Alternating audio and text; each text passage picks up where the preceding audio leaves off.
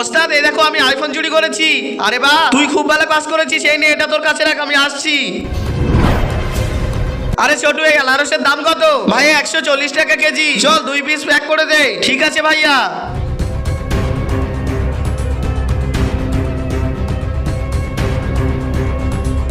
এর টাকা আমি তোকে পরে দিব। ভাইয়া আমার এই ছোট্ট ব্যবসা, আমি তোমাকে বাকি দিতে পারবো না। বাকি দিতে পারবি না? তুই আমাকে চিনিস না নাকি? হ্যাঁ চিনি, কিন্তু আমি তোমাকে বাকি দিতে পারবো না।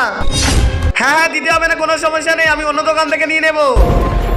আরে ছোটে, পেয়ারা কত করে? 120 টাকা কিলো, আমি তোমাকে 100 টাকায় দিয়ে দেবো। 1 কিলো দিয়ে দে। আরে ও ভাই তো মোবাইল রেখে চলে গিয়েছে, মনে হচ্ছে ভুলে রেখে গিয়েছে। এক কাজ করি, কাছে রেখে দিই, পরে দিয়ে দেবো। আরে লোকেশন তো ফলের দোকানে দেখাচ্ছে। বন্ধুরা সবাই তো মায়ের জন্য লাইক সাবস্ক্রাইব করে, আজকে দেখবো বাবার জন্য কে লাইক সাবস্ক্রাইব করে এবং কমেন্টে বাবা লেখে। এই এত অল্প বয়সে চুরি করিস? না স্যার না, আমি চুরি করিনি।